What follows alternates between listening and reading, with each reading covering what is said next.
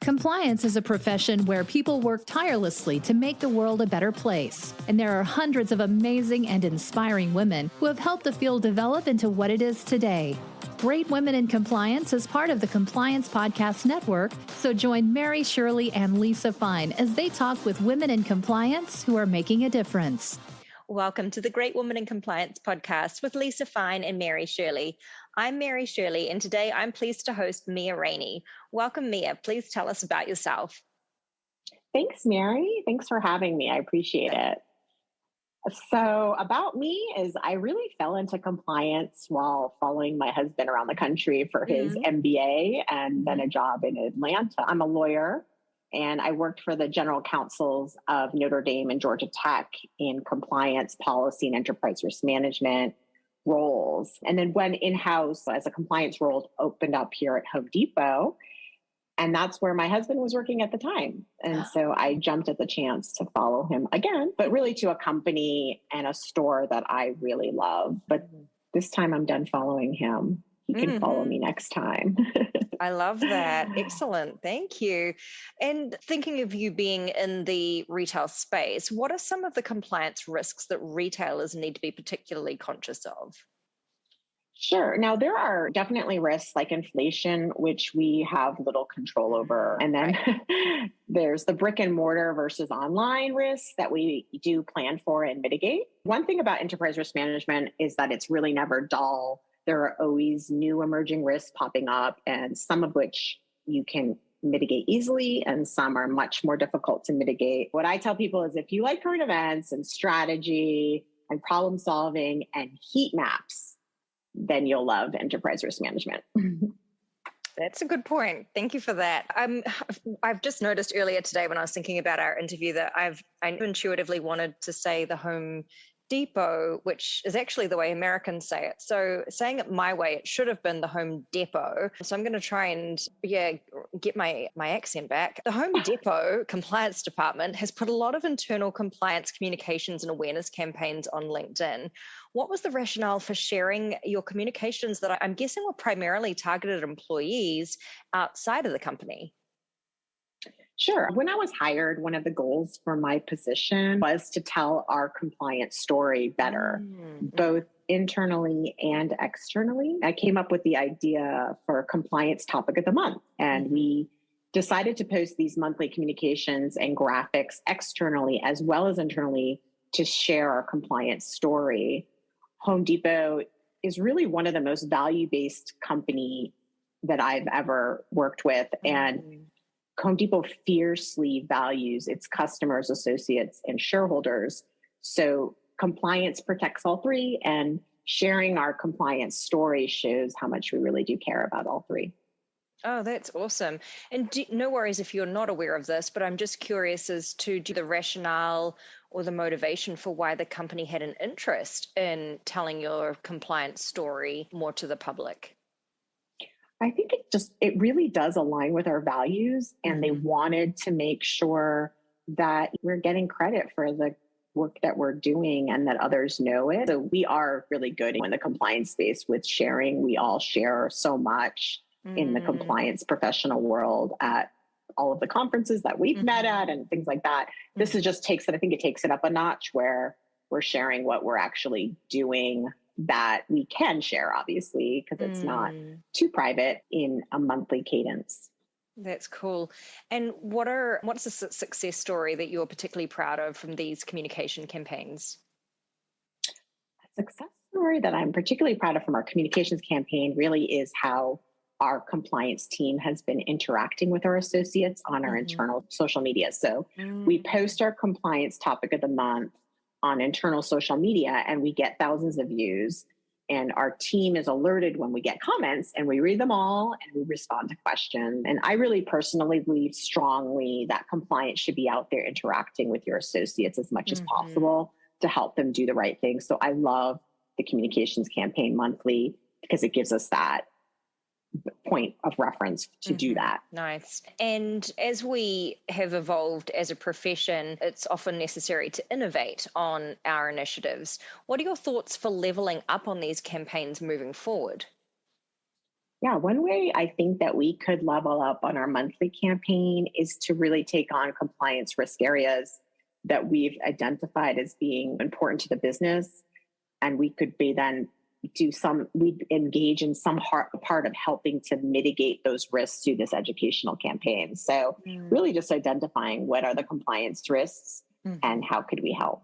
Okay, cool. You're experienced in enterprise risk management programs, which we alluded to earlier, as well as corporate compliance programs. How do you explain the difference between the two to your colleagues? Yeah, good question. Compliance is just one small area of the larger world of enterprise risk. So as compliance professionals, we sometimes lose track of that. Our compliance risks are just one type of risk. So compliance risks they can be enterprise risks, but some compliance risks are not. And so we shouldn't really lose track of the company's big picture. And that's what I think of when I think of the difference between enterprise risk management and corporate compliance. Yeah, it's a piece, and often when things go wrong in this space, it can feel very egregious and very public with regulator scrutiny and so on. So it can be easy to lose sight of the fact that if you're a compliance professional, it's not necessarily, when we think about risk appetite, maybe we have a small appetite in the compliance space, but there are many other risks that a company needs to be thinking about in terms of future-proofing and looking after itself prudently. What is an up-and-coming issue in the enterprise risk management space that you've been thinking about recently? Yeah, I'm a part of a small group of Atlanta-based companies who meet quarterly to talk about trends in enterprise risk management. And we happen to meet today. And one of the topics today was the merging of enterprise risk management with strategic planning process. So are you merging ERM within strategic planning? Is ERM under strategic planning? Is it part of it? Are the people who are running your strategic plans running your ERM program? And that's what we really talked about today. And I really love that idea. What was the consensus in terms of where the two sit, or was it, and it depends based on the organization and its risk profile? It definitely depends, but I think that some companies that are doing it that way are seeing a lot of success. So I think that when you think about an emerging topic, I think that might be something that more companies might look at. Interesting. And this group that you're a part of, is it exclusive? Is it open to new members in the area that are interested? It's members only, intentionally, just to keep it small, and make sure that there's no competitors to the companies that are in the group, and it's all Atlanta-based companies. Interesting. Thanks for that. Off the record roundtable. Yeah, excellent. Good to have a group of peers, and it sounds like you've taken precautions against antitrust risks there and your own sort of confidential planning interests to make sure that everybody's from totally different areas. So you've been responsible for a policy governance program previously. What's your number one tip for successful and organized policy management? That's a good question. Number one tip. I think it is a great policy template. Put together a fantastic policy template, and then all your policies will shake out into that template really nicely. And if that template has all of the good things that you want in it, like building out boxes for applicable Q&A throughout, great graphic, like more info, good contact information, good cross-referencing to other policies. I think if you can come up with a great template, that's your first strategy for good policy management. That sounds like really sensible advice. And for someone that may be looking at some research in this area and thinking about what might be a best practice to include in my policy template, do you have any thoughts on resources or best practice examples that people could take a look at? Sure. I love our template, but maybe that's because we just redid it. You can look up the Home Depot's Business Code of Conduct and Ethics. Yeah. And it's in our policy template, and it's publicly available on the investor relations website of the Home Depot. So make sure you find the 2022 version online, because you know how old versions run around online, but the 2022 version is new. And I really like our template to give you an example. But yes, pretty much because I've done policy work in the past, I knew what to do. But yeah, many different organizations are out there that can tell you some of the key components of a good policy template, and I would definitely take them up on that. for sure. But you'll always hear that just besides the template, how it's written and that it's written in clear, and I'm a lawyer, non-legalese is your second top tip. Wonderful. That's one of my favorites as well. And I think that one just goes across the board, right? When you're out of law school, you're trying to use all these fancy words to make sure that you're earning that. In the US, you guys have that Esquire title. And so that just seems like it wants to come with big words.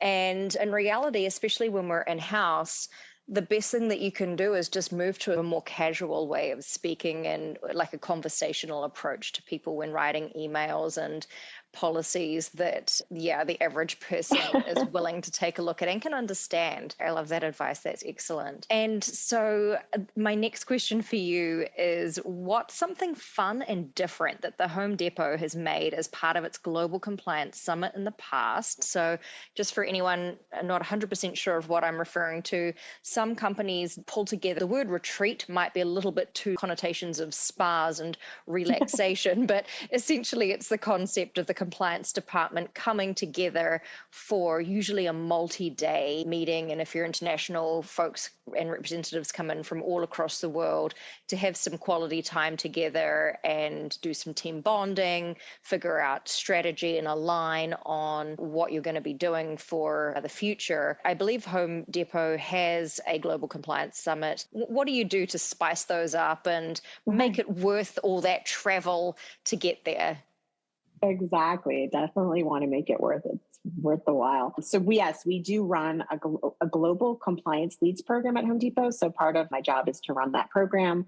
It includes quarterly compliance leads roundtables and this annual compliance leads summit, where we bring about 100 of our compliance leads from the US, Canada, and Mexico to Atlanta for a day-long conference. And we have outside speakers who share compliance best practices and internal speakers who share Home Depot compliance case studies with us. I think last year was fun.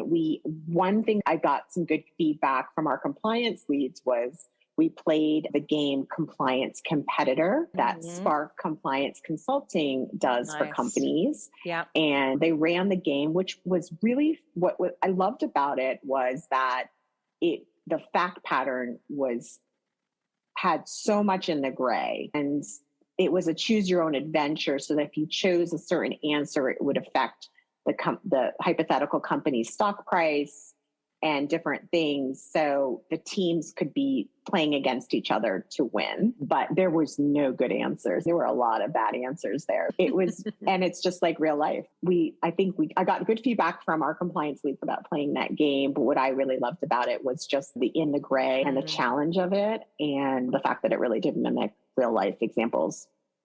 I love that. And I think I've mentioned before on the podcast that, to your point, that there are sometimes just no good answers. I ended up losing. I was competing against Christy's mom. Christy is the owner of Spark, and she doesn't have a compliance background. So that was a humbling moment. But I think it really does go to show how gray that was and I remember thinking at the time, man, this would be so rad for a team bonding type day where it was part of the activities of something like this. So that's cool. And I can see it as working well for something like if compliance was presenting it like a sales kickoff as well, something a little bit different where it's either a compliance audience or a business audience, and you needed to just do something different as an exercise.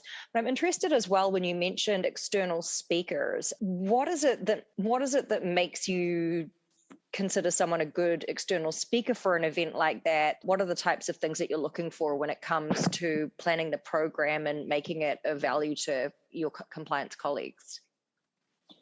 Yeah, generally what I'm doing is I'm really, as we meet and as we talk to everybody in the compliance field, I'm just constantly looking for good information and tools and resources for our compliance leads, because they're doing the hard legal regulatory work day in and day out in their compliance area. So I want to make sure that if there's anything out there that we can use to help them that's really practical, that I can bring that to the Home Depot and to the compliance leads roundtables or to the summit.